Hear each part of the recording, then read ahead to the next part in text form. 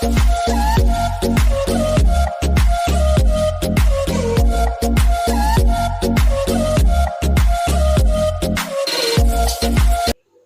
Friends, welcome to ராசி tips.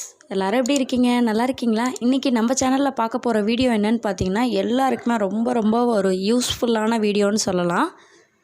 Idli எப்படி சாஃப்டாக சுடுறது அப்படிங்கிறத இன்றைக்கி பார்க்க போகிறோம். இட்லி சாஃப்டாக வர்றதுக்கு முக்கியமான காரணம் நம்ம போடுற அரிசி உளுந்தில் தான் இருக்குது. அந்த அரிசி உளுந்தோட அளவு கரெக்டாக இல்லாமல் நீங்கள் போட்டுட்டிங்கன்னா அந்த இட்லி சாஃப்டாக வராது. அதுக்கு நம்ம அந்த கரெக்டான மெஷர்மெண்ட்டு போடணும். இப்போ அதை பற்றி தான் இன்றைக்கி நான் உங்களோட ஷேர் பண்ணியிருக்கேன். ஃப்ரெண்ட்ஸ், வீடியோவை ஸ்கிப் பண்ணாமல் மிஸ் பண்ணாமல் பாருங்கள். அப்போ தான் நான் சொல்லியிருக்கக்கூடிய டிப்ஸு உங்களுக்கு இதில் ரொம்பவே ஈஸியாக புரியும்.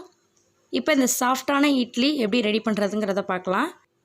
அதுக்கு முன்னாடி நீங்கள் இன்னும் நம்ம ராசி டிப்ஸ் சேனலை சப்ஸ்கிரைப் பண்ணாமல் இருந்தீங்கன்னா சப்ஸ்கிரைப் பண்ணிட்டு பக்கத்தில் ஆளுன்னு இருக்க பெல் ஐக்கானை கிளிக் பண்ணிடுங்க. அப்போ தான் தினம் நான் அப்டேட் பண்ணக்கூடிய வீடியோஸ் உங்களுக்கு உடனுக்குடன் நோட்டிஃபிகேஷன் வரும். இட்லிக்கு மாவு ஊற போடுறதுக்காக நான் இட்லி அரிசி தான் எடுத்திருக்கேன். இட்லி அரிசி நல்லா குண்டு குண்டாக இருக்கிற மாதிரி இட்லி அரிசி வாங்கிக்கோங்க. அந்த இட்லி அரிசியில் நம்ம இட்லிக்கு மாவு அரைக்கும் போது இட்லியுமே ரொம்ப சாஃப்டாக ரொம்ப சூப்பராக இருக்கும். அதனால் குண்டாக இருக்கிற மாதிரி இட்லி அரிசி பார்த்து வாங்கிக்கோங்க. இப்போ நீங்கள் அரிசி அளக்கிறதுக்கு எந்த கப்பு எடுத்தாலுமே சரி, நான் இந்த உலக்கு தான் எடுத்திருக்கேன். நீங்கள் டம்ளராக இருக்கட்டும், கிளாஸாக இருக்கட்டும், எது வேண்டாலும் எடுத்துக்கோங்க. நான் இந்த உலக்கு தான் எடுத்திருக்கேன். இந்த உலக்கில் கரெக்டாக 4 உலக்கு அளவுக்கு அரிசி எடுக்கிறேன். அரிசி நீங்கள் எப்படி அளக்குறீங்களோ அதே அளவுக்கு தான் 4 உலக்குமே எடுக்கணும். அரிசியை பொறுத்த வரைக்கும் தலையை தட்டாமல் போர் போல் வச்சு தான் எடுக்கணும்.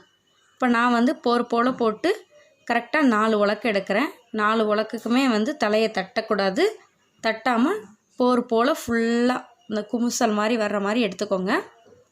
அடுத்ததாக நான் உளுந்து தான் எடுத்திருக்கேன். உளுந்து நிறைய பிராண்டட் கிடைக்கும். உங்களுக்கு நல்ல குவாலிட்டியான பிராண்டட் உளுந்தாக இருந்துச்சுன்னா நல்லா பொங்கும். மாவு நல்லா பொங்கும். இட்லியுமே பார்த்திங்கன்னா நல்லா சாஃப்டாக சூப்பராக இருக்கும். நல்லா பிராண்டடான உளுந்தாக எடுத்துக்கோங்க. நான் எடுத்திருக்க உளுந்து பார்த்திங்கன்னா நல்லா பிராண்டடான உளுந்து தான்.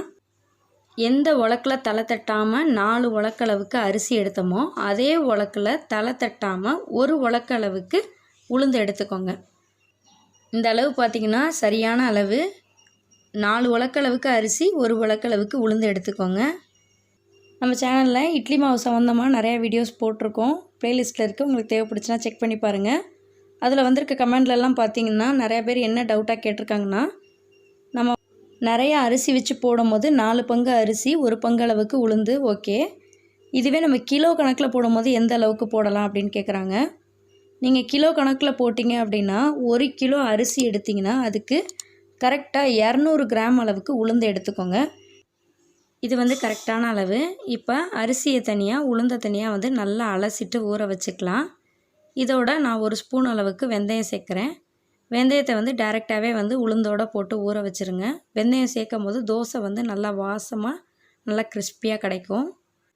ஒரு சில ஃப்ரெண்ட்ஸ் பார்த்திங்கன்னா அரிசி உளுந்து எந்த அளவுக்கு ஊறணும், எவ்வளோ நேரம் ஊறணும் அப்படிங்கிறதுலாம் நம்ம கமெண்ட்டில் கேட்டிருக்காங்க.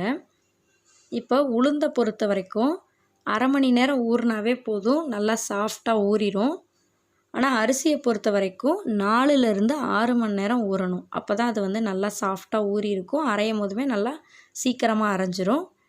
நம்ம டயத்துக்கு ஏற்ற மாதிரி பார்த்துட்டு நம்ம ஊற வச்சுக்கலாம். ஆனால் அரிசி குறைஞ்சது 4 மணி நேரமாவது ஊறணும். அப்போ தான் நல்லாயிருக்கும். இதே வெயில் காலமாக இருந்துச்சுன்னு பார்த்திங்கன்னா மாவு சீக்கிரமாக புளிச்சு போயிடும். அப்போ இந்த அளவுக்கு ஊற வேண்டியது தேவை கிடையாது. ஒரு 2 மணி நேரம் மட்டும் ஊறினா போதும். அரிசி உளுந்து ஊறட்டும். இப்போ அதுக்கடையில் நம்ம ஐஸ் வாட்டர் மட்டும் கொஞ்சம் ஃப்ரிட்ஜில் வச்சிடலாம். ஐஸ் வாட்டர் சேர்த்து மாவு அரைக்கும் போது மாவு சீக்கிரமாக புளிச்சு போகாது. அதுக்காக நான் கொஞ்சம் ஐஸ் வாட்டர் தான் ஃப்ரிட்ஜில் வச்சுருக்கேன். அரிசி உளுந்து ரெண்டுமே 5 மணி நேரம் நல்லா ஊறி இருக்குது. இப்போ இதை நம்ம அரைச்சி எடுத்துக்கலாம். ஐஸ் வாட்டரும் ரெடியாக இருக்குது, நல்லா கூலிங்காக இருக்குது.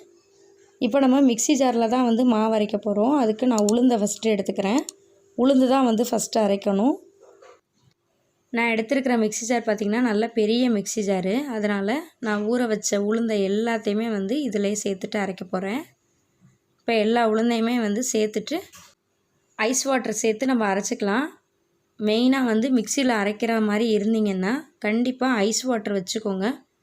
ஐஸ் வாட்டர் சேர்த்து அரைக்கும் போது மிக்சி வந்து ரொம்ப சூடாகாது. உளுந்து பார்த்திங்கன்னா நல்லா நெய்ஸாக அரைச்சிருங்க. இந்த மாதிரி வெண்ணெய் மாதிரி நெய்ஸாக அரைக்கணும். உளுந்து நல்லா அப்போ தான் பொங்கி வரும். இப்போ உளுந்து அரைச்சாச்சு. இதை வந்து நம்ம ஒரு பாத்திரத்துக்கு மாற்றிடலாம். இப்போ இந்த ஜார்லேயே வந்து நான் ஊற வச்சுருக்க அரிசியை வந்து சேர்த்துக்கிறேன். அரிசி வந்து கொஞ்சம் நம்ம நிறையா ஊற வச்சுருக்கனால ஒரே தடவையாக போட்டு மிக்ஸி ஜாரில் அடிக்க முடியாது. அதனால் 2 தடவையாக போட்டு அரைச்சிக்கலாம். ஃபஸ்ட்டு கொஞ்சம் போட்டு அரைச்சிக்கலாம், அடுத்து 2வதாக போட்டு கொஞ்சம் போட்டு அரைச்சிக்கலாம். இட்லி வந்து சாஃப்டாக வரணும், கல் போல் இருக்கக்கூடாது, அதே மாதிரி வழுக்கு வழுக்குன்னு இருக்கக்கூடாது அப்படின்னு நினச்சிங்கன்னா கண்டிப்பாக அரிசி அரைக்கிற பக்குவம் வந்து ரொம்பவே முக்கியம். இந்த அரிசி வந்து நெய்ஸாக அரைக்கவே கூடாது. இந்த மாதிரி நரன்னு இருக்கிற மாதிரி அரைச்சிக்கோங்க. இந்த மாதிரி நரன்னு அரைச்சா மட்டும்தான் இட்லி வந்து நல்லா சாஃப்டாக இருக்கும். இல்லை நீங்கள் ஒரு வேளை கொஞ்சம் கூட அரைச்சிட்டிங்க, மாவு வந்து ரொம்ப நெய்ஸாக ஆயிடுச்சு அப்படின்னா இட்லி பார்த்திங்கன்னா வலுன்னு ஒரு பிசுபிசுப்பு தன்மையோட வழுக்கு வழுக்குன்னு போயிடும். அதனால் மாவு அரைக்கும் போது அரிசி ஆட்டுற அந்த பக்குவம் வந்து ரொம்பவே முக்கியம். நீங்கள் கிரைண்டரில் ஆட்டினாலும் சரி, மிக்சியில் அரைச்சாலும் சரி, அந்த நரப்பு தன்மை இருக்கிற மாதிரி நம்ம வந்து அரைச்சிட்டு எடுத்துக்கலாம். இப்போ அரைச்சி வச்ச உளுந்து அரிசி ரெண்டையுமே வந்து இந்த பாத்திரத்தில் தான் நான் சேர்த்து வச்சுருக்கேன். இட்லி வந்து நல்லா சாஃப்டாக வேணும்னு நினைக்கிறவங்க இந்த கரைக்கிற பக்குவம் கரெக்டாக பார்த்து கரைச்சி வைக்கணும். நீங்கள் கரைக்கிறது வந்து ரொம்ப மாவை வந்து திக்காக இருக்கிற மாதிரி ரொம்ப டைட்டாக கரைச்சி வச்சிட்டிங்கன்னா கண்டிப்பாக இட்லி வந்து நம்ம சுடும் போது பார்த்திங்கன்னா ஹார்டாக இருக்கும், கல் மாதிரி ஆயிரும் இட்லி. அதனால் நம்ம கரைச்சி வைக்கிற பக்குவம் வந்து ரொம்பவே முக்கியம். ரொம்ப தண்ணி ஊற்றி வச்சிட்டிங்கன்னா இட்லி வந்து சப்பட்டையாக போயிடும். அதே தண்ணி கம்மியாக இருந்தாலும் இட்லி வந்து கல் மாதிரி ஆயிரும். நிதானமாக அந்த கரெக்டான பக்குவத்துக்கு நம்ம கரைச்சி வைக்கணும். நீங்கள் கிரைண்டரில் அரைச்சாலும் சரி, மிக்சியில் அரைச்சாலும் சரி, இந்த மாவு கரைச்சி வைக்கிற பக்குவம் ரொம்ப முக்கியமான ஒன்று. நீங்கள் மாவை வந்து இப்படி கலக்கிட்டு இப்படி மெத்தி இப்படி எடுத்து பார்க்கும்போது அது வந்து ஓரளவுக்கு நிதானமாக இருக்கணும். பாருங்கள் எப்படி இருக்குன்னு, இந்த அளவுக்கு கரெக்டாக இருக்கணும். அப்போ தான் வந்து மாவு வந்து கரெக்டாக இருக்கும். அதே மாதிரி மாவை வந்து இப்படி கரண்டியில் அள்ளி நம்ம மாவு மேலேயே வந்து இப்படி ஊற்றும் போது பார்த்திங்கன்னா அது ஒரு இட்லி ஷேப்புக்கு கிடைக்கும். அந்த பக்குவமே வந்து கரெக்டான பக்குவமாக இருக்கும். அந்த இட்லி ஷேப் கிடச்சிச்சு அப்படின்னா நம்ம இட்லி சுடும் போது இட்லி வந்து நல்லா சூப்பராக வரும், நல்லா சாஃப்டாக வரும். இப்போ இந்த மாவுக்கு தேவையான அளவு தூள் உப்பு சேர்த்துக்கிறேன். உப்பு சேர்த்து நல்லா மிக்ஸ் பண்ணிடுங்க. இப்போ மாவு வந்து புளிக்க வைக்க போகிறோம். அதுக்கு மாவை வந்து வெளியிலே வச்சிட்டிங்கன்னா 6லேருந்து 8 மணி நேரத்துக்குள்ளே மாவு வந்து நல்லா புளிச்சு பொங்கி வரும் மேலே. அதுக்கப்புறமா நம்ம இட்லி சுட ஆரம்பிக்கலாம். இட்லி மாவு வந்து நல்லா புளிச்சு பொங்கி வந்திருக்கு. இந்த ஸ்டேஜில் நம்ம இட்லி சுட ஆரம்பிக்கலாம். இட்லி தட்டில் துணி போட்டு வச்சுருக்கேன். இப்போ நம்ம இட்லி தட்டில் இட்லி ஊற்றுற விதமுமே வந்து அதுக்கு ஒரு கரெக்டான மெத்தடில் ஊற்றணும்.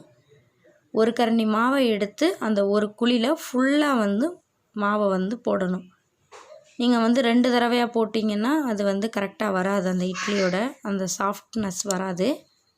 இட்லி நல்லா சாஃப்டாக வேணும்னு நினைக்கிறவங்க ஒரு கரண்டி மாவை எடுத்து ஒரு குழியில் அப்படி ஃபுல்லாக போட்டுருங்க. இதே மாதிரி எல்லா குழியிலையும் வந்து நம்ம சேர்த்துட்டு இட்லி சுட ஆரம்பிக்கலாம். இப்போ இட்லி பாத்திரத்தில் தண்ணி வந்து நல்லா கொதிக்கணும். தண்ணி நல்லா கொதித்ததுக்கப்புறம்தான் இட்லி தட்டை வைக்கிறோம். இப்போ இட்லி வேகிற அந்த டைமிங்கும் வந்து நமக்கு ரொம்ப முக்கியம். ரொம்ப நேரத்துக்கெலாம் வேக விடாதீங்க. கரெக்டாக 10 நிமிஷம் மட்டும் வேக விடுங்க. அப்போ பார்த்திங்கன்னா இட்லி வந்து நல்லா கரெக்டான பக்குவத்துக்கு வெந்திருக்கும். நீங்கள் அதிக நேரம் வேக வச்சிட்டிங்கன்னா இட்லி வந்து குழஞ்ச மாதிரி ஒரு வழுக்குன்னு ஒரு பிசுபிசுப்பு தன்மையோடு வந்துடும். அதனால் கரெக்டாக 10 நிமிஷம் வெந்ததுக்கப்புறமா இப்போ ஓப்பன் பண்ணி நான் பார்க்குறேன். இந்த மாதிரி ஒரு கத்தி வச்சுட்டு பாருங்கள், அதில் ஒட்டாமல் வந்துச்சுன்னா இட்லி வந்து நல்லா வெந்துருச்சுன்னு அர்த்தம். இட்லி மேலே கொஞ்சம் தண்ணி தெளிச்சிட்டு நம்ம இட்லியை வந்து வேறு ஒரு தட்டுக்கு மாற்றிக்கலாம். இப்போ எப்போதும் இட்லி எடுக்கிற மாதிரியே வந்து ஒரு தட்டு வச்சுட்டு மாற்றி பாருங்கள். இட்லி வந்து ரொம்ப சாஃப்டாக நல்லா சூப்பராக இருக்கும். மிக்சியில் அரைச்ச இட்லின்னு சொன்னால் யாருமே நம்ப மாட்டாங்க. கிரைண்டரில் மாவு அரைக்கும் போது எப்படி வந்து இட்லி நல்லா சாஃப்டாக நல்லா பஃப்லியாக இருக்குமோ அதே மாதிரி ரொம்ப சூப்பராக சாஃப்டாக இருக்கும்.